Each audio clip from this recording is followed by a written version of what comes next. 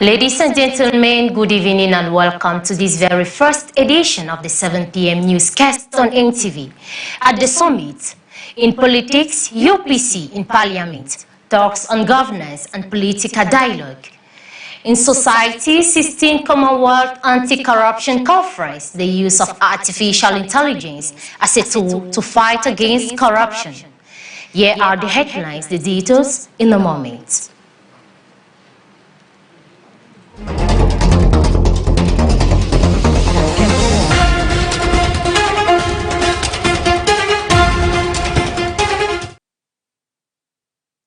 In the obituary, the former president of the Supreme Court audit, Alexis Dipandamweli, is no more. Since this morning, the judicial family has been mourning one of theirs. The political climate in Cameroon is gradually gaining momentum as the country moves closer to upcoming municipal elections. Political parties are increasingly stepping up their internal organization and public communication strategies in order to strengthen their presence on the ground. Loic Esindi Bidima brings us more. The president of the PCRN, Honorable Cabral Libby, has recently spoken to the press in a context marked by the gradual rise of political stakes ahead of upcoming municipal electoral deadlines in Cameroon. This media appearance comes as political parties are refining their strategies and seeking to strengthen their presence on the ground. During this exchange with journalists, Honorable Cabral Libby emphasized the need for a renewal of the political class and for more transparent governance. He also highlighted the socio-economic difficulties faced by the population, particularly in terms of employment and living conditions, calling for concrete and adapted solutions. L'élection présidentielle de 2025 est passée. The 2025 presidential elections are now behind us. It is time to shift our focus decisively to the upcoming local elections, particularly those expected in 2027. In this perspective, I have begun discussions with party officials from grassroots committees up to local leadership structures, especially in the Nyoikele area.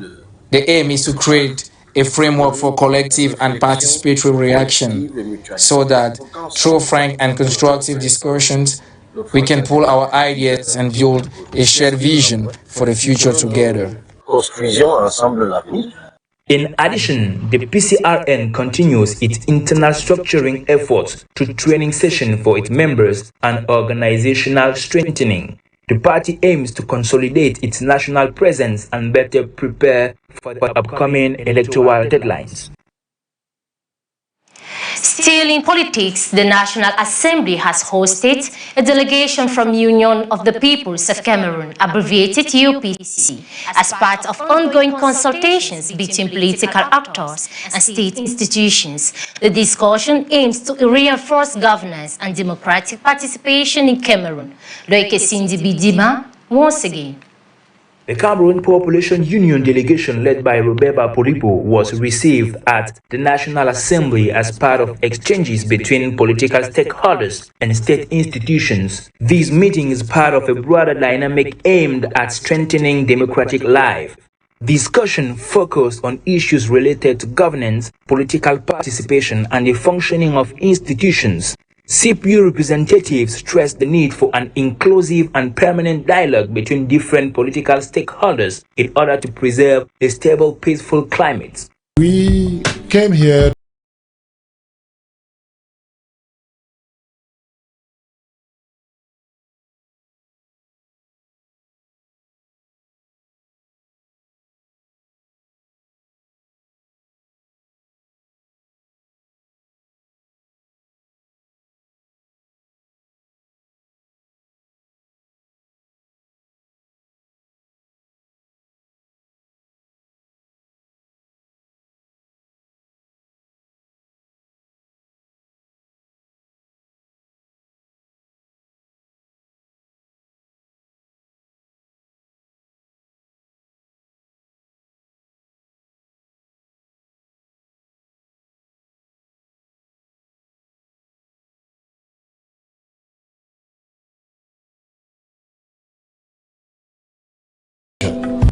This audience also allowed the CPU to reaffirm its commitment to national political life. The party intends to continue engaging with institutions in a concrete spirit, emphasizing consultation as a tool for democratic consolidation.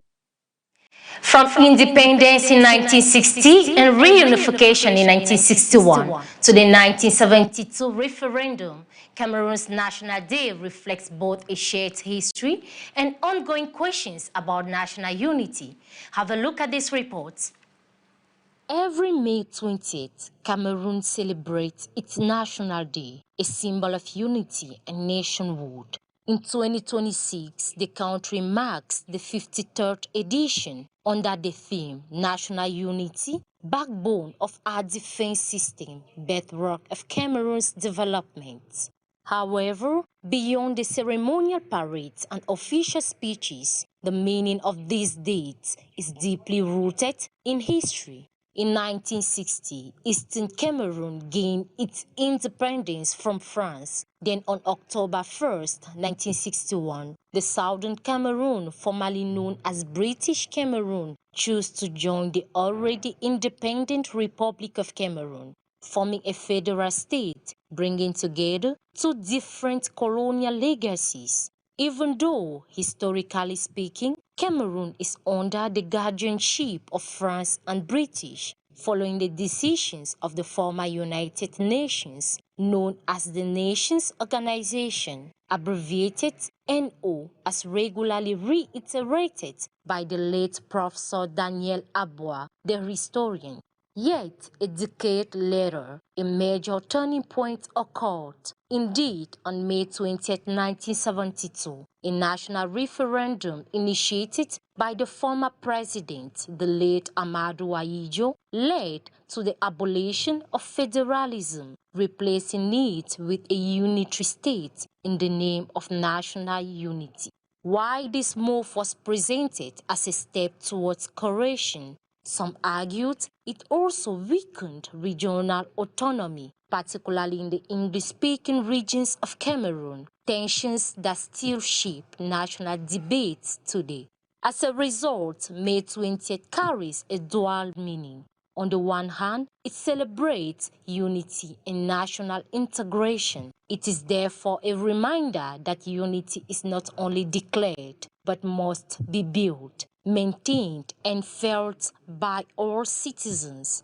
Ultimately, as Cameroon marks this day, one key question remains: how can the promise of unity be fully realized in practice? Now, a step in society, Cameroon is hosting the 16th Commonwealth Regional Conference of Heads of Anti-Corruption Agencies in Africa, held in Yaoundé from May 4th to 8th. This conference serves as a platform to share anti-corruption efforts and explore new technologies to fight against corruption. Kezia Buche Echo has the details. More than 25 countries are at the Yaoundé Conference Center to discuss one main goal: using artificial intelligence to fight corruption in Commonwealth Africa. Madame Fomundam Rose Ngwari, the minister delegate at the presidency in charge of the Supreme State Audit Office, opened the event on behalf of the President of the Republic. Corruption is a transnational phenomenon that requires collective and coordinated responses. This conference provides a valuable platform to share best practices and innovative solutions, strengthen regional and international cooperation, and explore the responsible use of. In Yaoundé, rehearsals for the 20th May parade have started with security and defense forces on major roads. This is causing traffic jams and slowing down movements in some areas. Road users are then advised to be careful and patient as preparations intensify. In the international scene, xenophobia in South Africa, the country is facing renewed incidents of xenophobic violence in some urban areas amid socio-economic pressures and the unemployment. The situation is raising fresh concern about social cohesion and safety of foreign nationals. More details with Jeff Emmanuel Ribam. clashes and call for calm in South Africa xenophobia environment. In South Africa, incidents of xenophobic violence targeting foreign nationalities have been reported in several urban areas in recent weeks. These events are occurring against a backdrop of persistent socio-economic challenges, including unemployment and inequality, which continue to fuel tensions within some communities. In certain cases, migrants are accused of competing with local populations for limited economic opportunities, further aggravating an already fragile social climate. These tensions have in some areas escalated into attacks on foreign-owned businesses, including looting, property destruction, and physical assaults. The violence has led to a fear and displacement among affected migrant communities, with some individuals reportedly forced to leave their homes or abandoned their businesses in search of safety in response. Sporadic retaliatory incidents and confrontations have also been reported, further heightening insecurity in certain neighborhoods. The situation has triggered strong reactions from both national authorities and international organizations. The South African government has condemned these acts of violence and announced measures aimed at restoring order and preventing further escalation.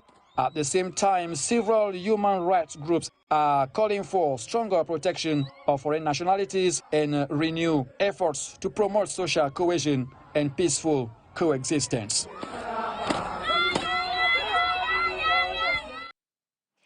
Gulf tensions, security concern remains high in the Gulf region, where key maritime routes are under close international surveillance.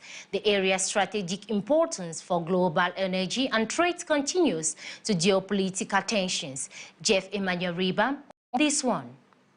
In the Gulf region, security tensions remain high amid a continued increase in United States military presence deployed to secure strategic maritime routes that are vital for international trade. This area holds major geopolitical importance due to the passage of a significant share of global energy supplies, making it a sensitive zone where any instability can have wide economic consequences. Naval deployments and surveillance operations have therefore intensified in recent months, reflecting growing concerns over maritime security. According to some sources, an operation reportedly referred to as Freedom may have been launched under the influence of the U.S. President Donald Trump, with the stated objective of ensuring freedom of navigation and reinforcing the protection of commercial vessels operating in the region. This alleged initiative is said to be part of the broader security measures aimed at deterring threats to international shipping lanes. However, it is important to note that this information has not been officially confirmed and details surrounding the operation remain unclear. These developments take place within a wider context of ongoing geopolitical tension in the Gulf, where strategic rivalries and security concerns continue to shape military and diplomatic activities. The protection of maritime routes remains a central priority for major global powers, as any disruption in the corridor could have significant implications for energy markets and international trade. As a result, the region remains under close watch, with the risk of escalation still present despite increased security measures. We now open the sports page with the presentation of the current leaders of the MTN Elite One Championship. Unisport of Opankam, the wonders of the season, in this report compiled by Lambert Onana.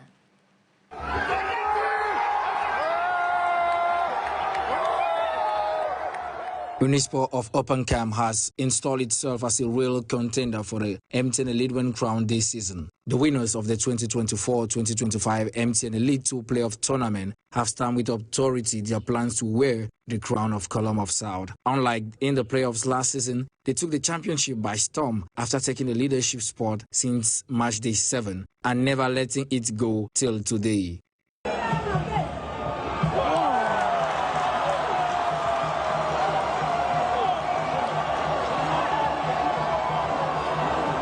This season, the Gantry Gaston Stadium of Bafang has been a real fortress for the red and golden side, as they are still unbeaten at home after lining 8 wins, 2 draws, and 5 clean sheets in 10 home games. They are the first side in the history of the championship to score 14 goals in 2 MTN League One games after back-to-back laminations of AS Fortuna and Fovazu on a score sheet of 8-0 and 6-0 respectively. With 6 games left to the end of the season, Onispor of the Upper Camp currently has 11-point gap with its follower Colombe of South who sits second after they drew yesterday against Stade Renard of Melon 0-0. In the other games of March day 17th, Cotonsport of Gara got back to winning ways with a 5-2 win over PWD of Bamenda, and Victoria United, who defeated Gazelle FA of Gara 1-0 in an away fixture. Still in sports, the indomitable under-20 years Lioness of Cameroon have a foot in the World Cup of their category after a convincing victory last Saturday at the Amadou Ahidjo Stadium of Yaoundé. Lamberto Nana recounts.